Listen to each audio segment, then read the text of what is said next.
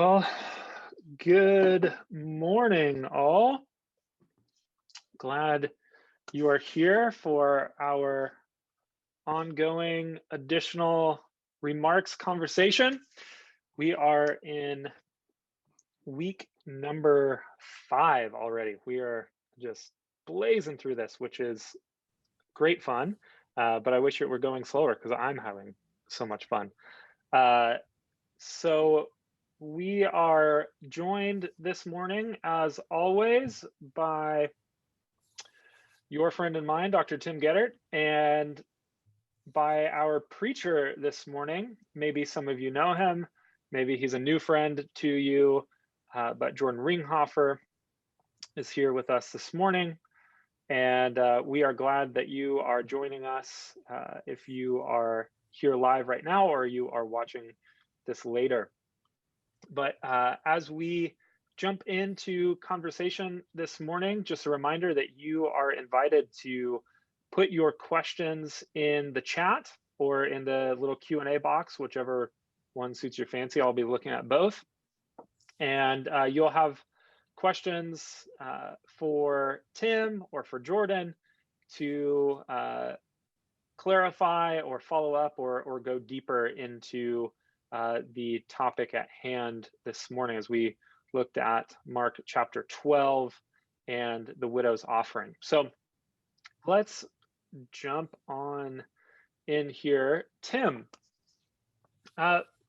we've kind of hopped forward chronologically. If you're following along in the narrative from where we started in Mark chapter 8, and where we were last week in Mark chapter 10, we've skipped over something in the middle that we're going to talk about next week on Palm Sunday. But what's kind of happening in and around here for context of what's why is Jesus in the temple? What's going on here? Okay, yeah, sure. So Jordan actually highlighted a couple of the stages along the way. This is the journey to Jerusalem that began in Caesarea Philippi near the end of chapter 8. And Jesus arrives in Jerusalem right at the beginning of chapter 11. That's next week. Of course, we're in Jerusalem when he's in the temple. So on this journey, Jordan mentioned the 3 passion resurrection predictions by Jesus. Each time he says, I'm heading to Jerusalem and they're going to kill me there and I'm going to rise again in 3 days. Every time the disciples mess up or they misunderstand or they show their ignorance or their wrong priorities. And I had a student once who wrote a nice paper on that particular sequence. And he put it this way. He said the first time Jesus predicts the passion and Peter criticizes and critiques him for it, he says, Peter, get back in line. Get behind me. Right. The second time, we argue about who's the greatest, and Jesus says, get to the back of the line. Whoever is greatest to be your servant. And then the third time, when they compete for positions of honor, Jesus says, lay your life on the line. You need to be baptized with me and drink the cup I drink. So get back in line, get to the back of the line and lay your life on the line. And today's text then is just really close to the place where Jesus is going to actually follow through on being willing to be put to death and then with the anticipated resurrection later. And he's still calling disciples to follow along that same road.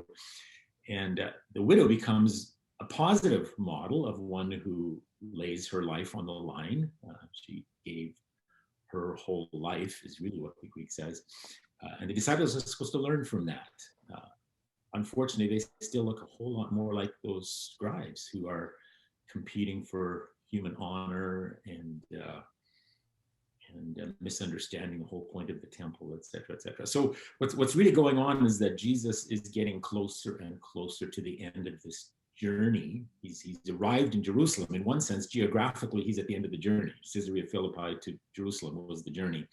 Right. But the journey isn't just to Jerusalem, it's to his death on the cross, and then through the cross to the glory on the other side of the resurrection. And so he's still on the journey. He's still calling the disciples to join this journey. So that would be my way of talking about the context. Of course, we're going to go backwards a little bit now next week to see how he enters Jerusalem, and then how it leads from there towards the cross again. Right. Excellent, man. That sounds like a good paper. That'll preach. Those are memorable ways of thinking about that. That's good. We both know about that. That's good. That's really good. Jordan, as you were studying and preparing this week, what stood out to you pastorally that maybe didn't make it in today, or that just stuck out to your heart, that may be a little bit different, or even similar to, that you want to go deeper in on this morning from what you talked about already?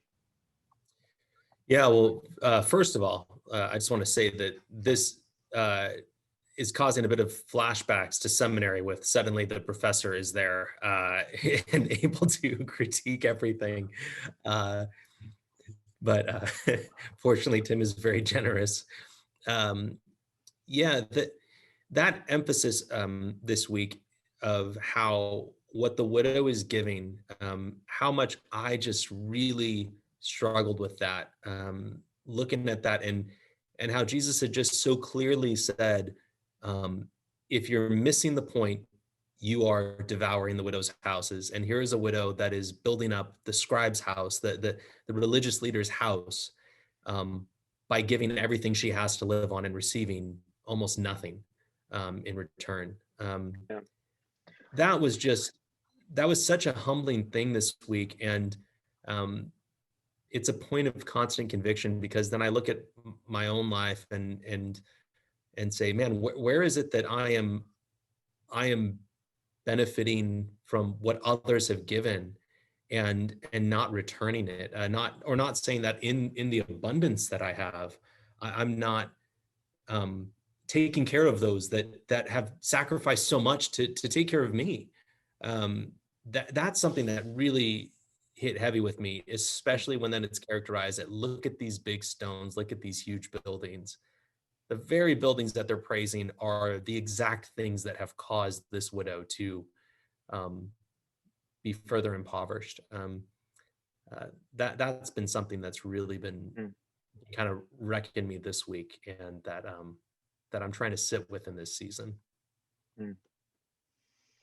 Yeah, those are big, challenging, difficult questions. I think many of us in this season are wanting to hold space for, and ask God to search and know us, and to see us as well. Yeah. And with that too, there's the promise too of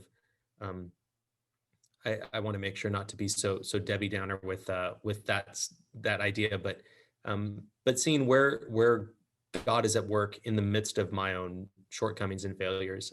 How like Tim said, this is still an example where Jesus says, look at what she's giving. In the midst of this, we still see God's kingdom at work. We still see people that get it. And in surprising ways. Like it's surprising that in this courtyard where so many wealthy are giving so much more, that this woman, I actually have 2 copper coins with me that are from this era that a friend gave me. They're likely counterfeits, cool. Which is pretty common, right? But I have those 2 coins, and every time I hold them and look at them, I go, this is what she gave. And it's so humbling that this is the thing that, in the midst of all this craziness and chaos and the darkness that is about to befall Jesus and also their followers in the days ahead, that still God's kingdom is breaking through. That's a really encouraging piece for me and for us. Yeah. One thing I think is interesting is that this is a story of a woman who had 2 coins rather than 1 coin. If you have 1 coin, you have 2 options. You give it or you keep it. If you have 2 coins, you have 3 options. You give them, you keep them. Or you keep 1 for yourself and give 1. Like, the whole point of the story is that she gave everything. That's it. Jesus doesn't ask us to do anything different than to give everything. That's what he called the rich man in chapter 10. Just give it all. That's what he asked the disciples to do. Just leave your fishing nets. That's what he asked Bartimaeus to do. He left everything. follow Jesus. Like everybody's asked to give exactly the same amount, and that's whatever you have. It doesn't mean we don't ever have anything after that, because Jesus often invites us to use precisely those things that we've given to him. Like disciples gave up their boats to follow Jesus, except Jesus kept using those boats over and over and over and over again. Like when we give him our lives, when we give him our homes, when we give him our jobs, when we give him our possessions, then he will usually ask us to keep using them for his kingdom. He won't strip us of them. But everything is the only amount that Jesus ever asks anyone to give. Yeah. He never says, give me half. So that's why I think the 2 coins is this sort of interesting extra feature in the text. He gave both. Yeah, I think as I've wrestled with this and have wrestled with others with this 100% of everything sort of deal, I'm still kind of those 3 lines are sort of reverberating in my soul of, getting back in line, getting to the back of the line and putting everything on the line. Is Jesus is saying those things to illustrate what he himself is doing. Like, it's not that Jesus is this greedy, overbearing, controlling, like, I need it all now.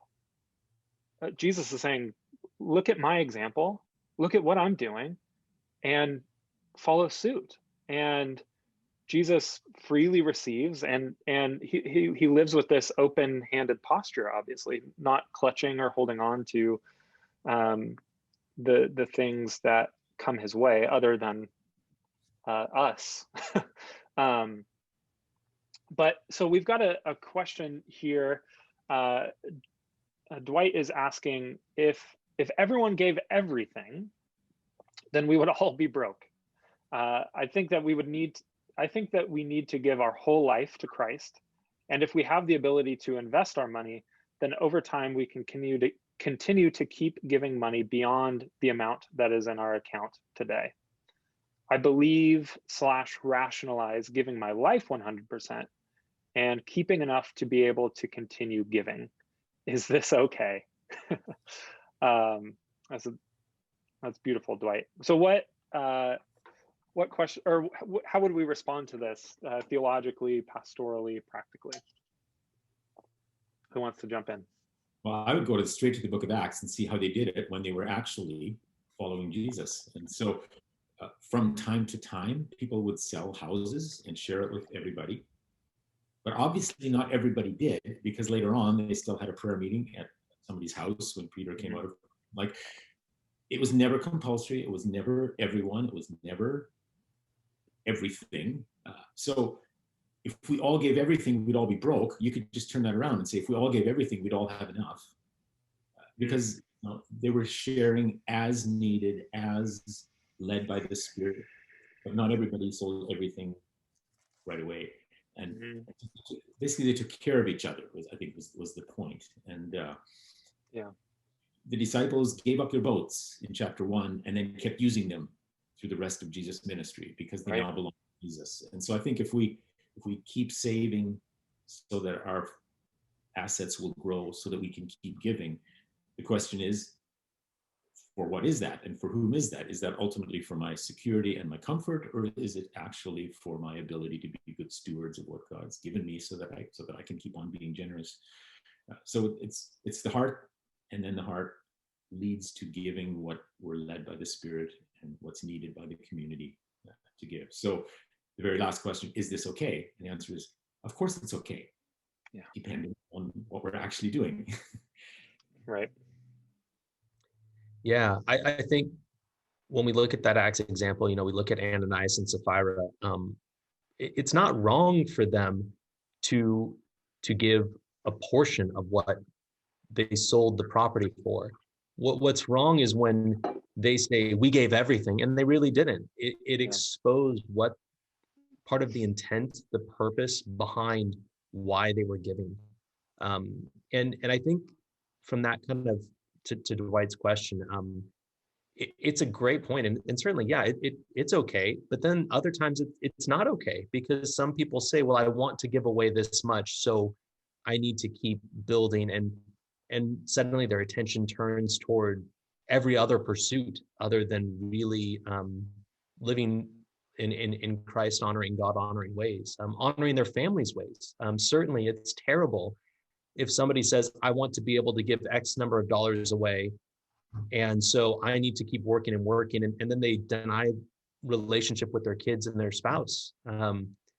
Like that's still not honoring God.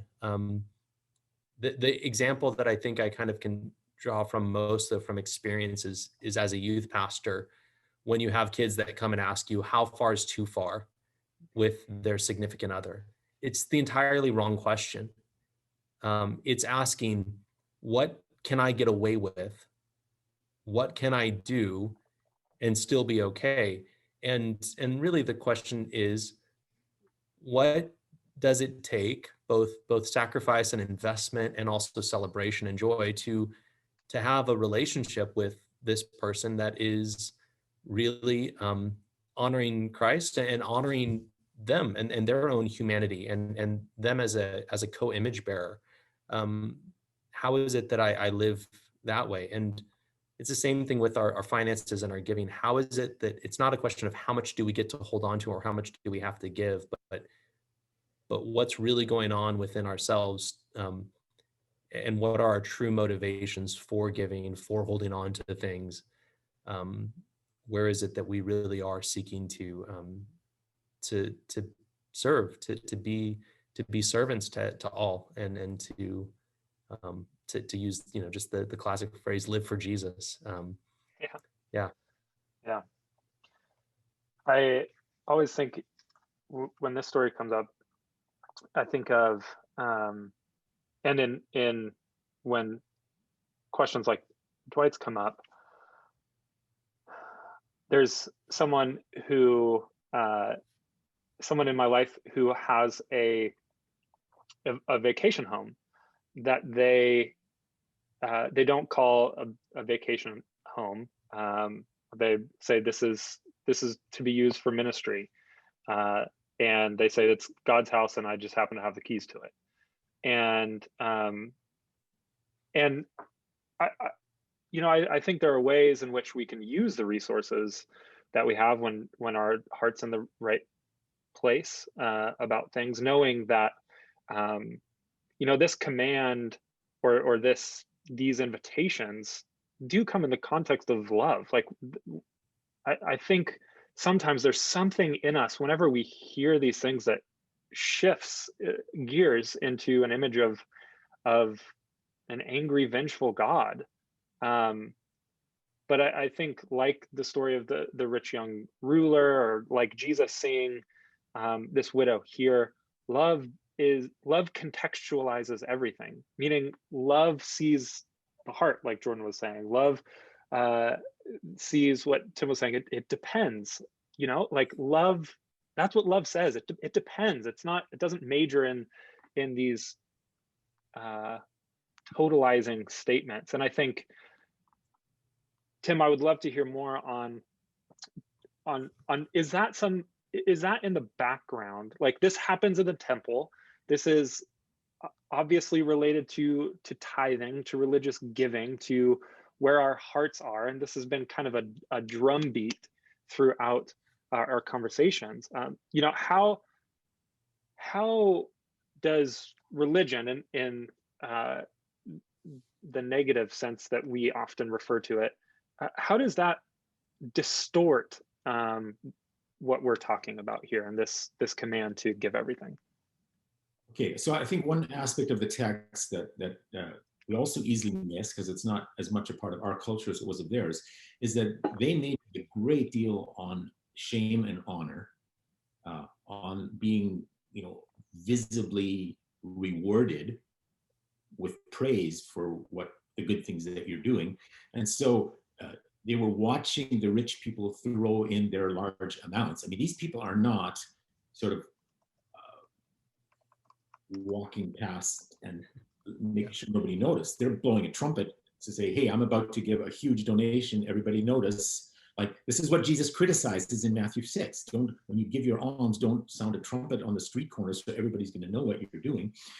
So they're watching rich people gain a great deal of honor from the community by showing off how much they're going to give. And the widow surely is not going to do the same thing. Like Jesus, you probably needed Jesus pointing it out in order to even notice, because Right. she's shamed because of her condition and how little she can give. So a lot of this is not just about how much do you give and when do you give it, but Right. in what way do you give it? And if it's all about personal honor and personal prestige, and that's actually what's going on. And again, we've talked about my seminary students and their use of Greek and so on this morning already. I had a student write a paper on the Ananias and Sapphira story, and he pointed out something I had never noticed. When Peter asks Sapphira, is this the price that you got for the land? And did you keep back some of the price? This word price is the Greek word time. And I could probably put you both on the spot and you'd be able to tell me what the word normally means. It usually means honor. So what's really going on in Ananias and Sapphira story is they're trying to keep half the honor for themselves. Come on. While pretending that they're giving all the glory to God.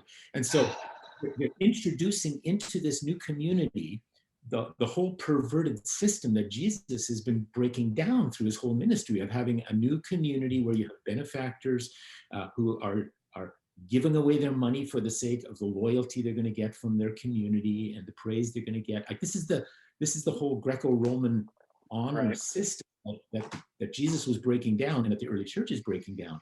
And Ananias and Sapphira are trying to reintroduce it. And so that's what's really going on here. When we keep or give, a big question is for what? For whose glory and for whose honor and so on. And so, I mean, there's just so much going on here in the temple, where the temple itself is to be praised and honored for how glorious it is. And the disciples are playing right along with that. Look, teacher, what massive stones, what magnificent buildings. They're honoring this human institution, which is bankrupt. And Jesus says it's all going to be torn down. So, and then just one more thing, that the Jews who knew their Old Testament really well knew that there was an entire book in the Old Testament written as a lament for the destruction of the temple. That's the book of Lamentations. And the first verse of Lamentations goes like this. Let me quote it. How deserted lies the city. Yep. How much like a widow she is. Yeah. So here's Mark putting back to back this destitute widow, bankrupt, and then saying that's really the story of the temple, and it's all going to be destroyed. And so Jesus is, I mean, Jordan, you were absolutely right on this morning that this is about, our eyes in the right place, seeing the right things, because the disciples are getting it wrong, and he's redirecting their gaze to where God really is at work. God is not really at work in the way God wants to be when rich people throw huge amounts into a glorious temple for the sake of their own honor. But he is at work when every person, rich or poor, is able to see that giving ourselves fully to God is the thing that most honors God, even though the world sees it exactly the other way around. That just reminded me, I was in Phoenix visiting Pastor Phil and Jeff at our Lakeview churches 2 weeks ago. And, or did I say Phoenix? Utah. I was in Utah. And often confused. Yeah, all the time, right? Not Fresno. That's all that I remember sometimes. But I was there in Utah visiting Lakeview Church, a new church plant, less than 2 years old. They're launching their second campus. Awesome things happening there. And they were talking about giving. And one of the points that they made in their sermons at the two different campuses was that they really encourage giving a tithe to the church, not because that's what you have to do, not because they don't try to get into the legalism there, but they also encourage you to do that as a way of surrendering, of a way of trusting something beyond yourself. And they even say that it's not a matter, when they talk about it, it's not giving 10% of your income to all the different places that you want and kind of picking and choosing, but they really encourage giving through the church that then gives, because it's trusting that even with those things that maybe you wouldn't prioritize, that others are prioritizing things that go beyond just what you would choose, what you would want. And I think that's important, because we often see donors in various situations where they give money to the things that they want to give to. But then the second that group, institution, or project starts going in a way that they don't like, something that they personally disagree with, that funding is suddenly pulled, right? That generosity is pulled. And it's because we still have this desire to control what it is that we're giving to. We still have this desire, this idea that we're right and we know what's right, and we don't trust anyone outside of ourselves.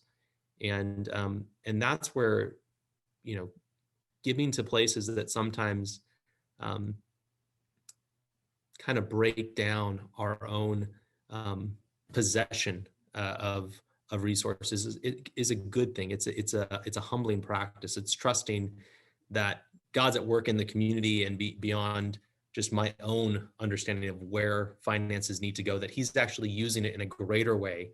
And it's an attitude of surrender, so that we can actually experience more freedom rather than more captivity by only giving to those things that we think are of the highest priority. That can keep us in that cycle of, we're really gods unto ourselves. We're really the ones that are in charge of transforming the world. And no, it's God is inviting us to be a part of that transforming work, and we continue to submit ourselves and humble ourselves throughout that process. And finances are just one way. The other ways are innumerable. Right. Man, that the notion of where are we looking for honor or affirmation, recognition? That's such a question. And I think that's part of what I love personally about things like the prayer of examine that we're going to step into this week, is a simple discipline and art of reviewing our day, but also when we do that, we're reviewing our motivations. And you'll notice that as you do this, certain scenes will replay themselves in your mind. And for me, it's always nearly always I'm stuck on something where I think I could boil it down to, I'm looking for the honor of others rather than looking for the honor of God, looking to honor God or to receive honor from God. Usually always I've misplaced that. And I think, when we think about it through these categories too, and as we've talked about before, like Jesus doesn't, in this strange way, Jesus doesn't ever, when people start worshiping him or when people start doing these very, in our minds, uncomfortable things toward Jesus, he's never he never deflects it or defers it, right? He doesn't say, no, I'm not me. Except I guess the rich young ruler, he says, no one's good but God, but that's probably a little more complicated because he's referring to himself. But here, Jesus observes this interaction and is himself honored. Like, Jesus is honored by this woman's giving everything because it's consistent with what Jesus has done. And then Jesus honors her.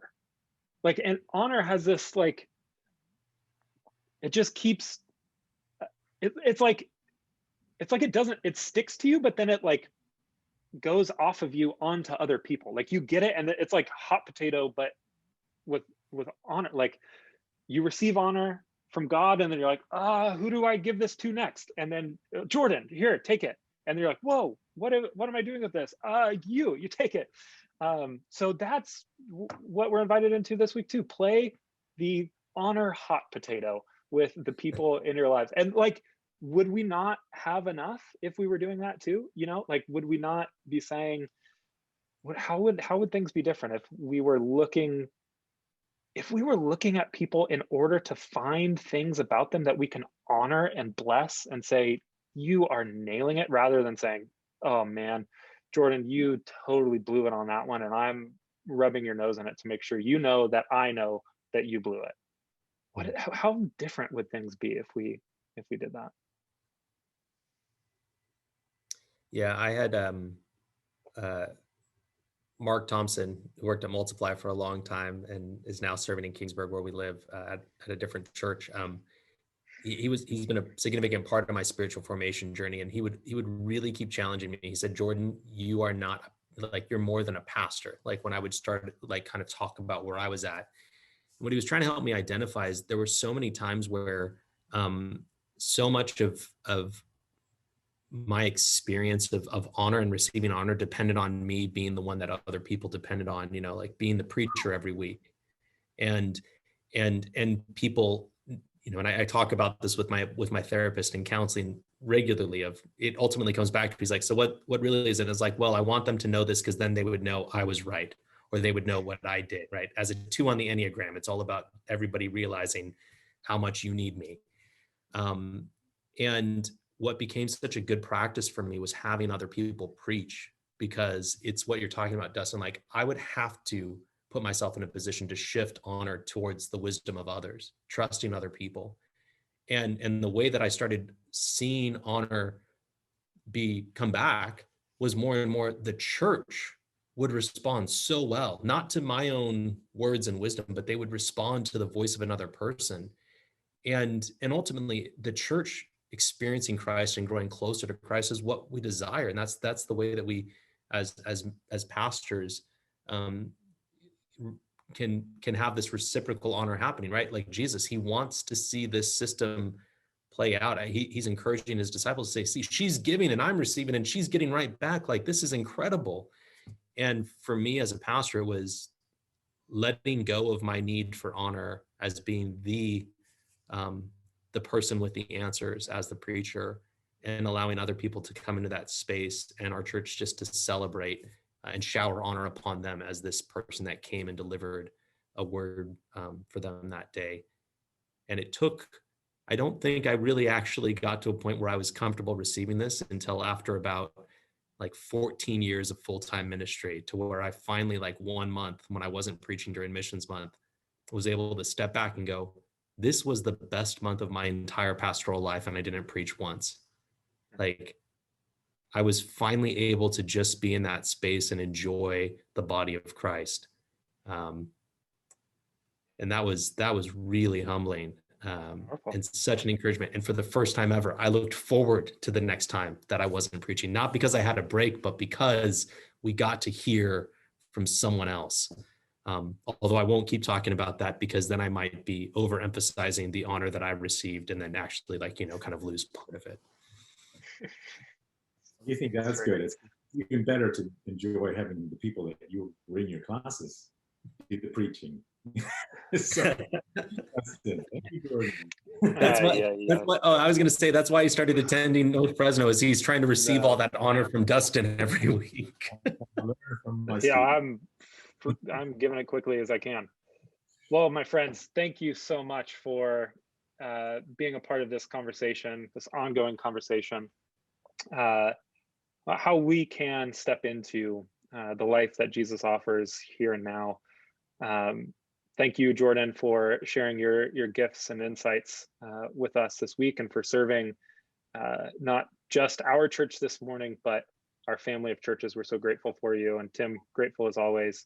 We'll be back next week, Palm Sunday, which is the Sunday before Easter, obviously, or not so obviously if you're not aware of that. But get your palm branches ready, because we're gonna have a party next week. So we'll see you either in person or online, and we'll talk to you soon.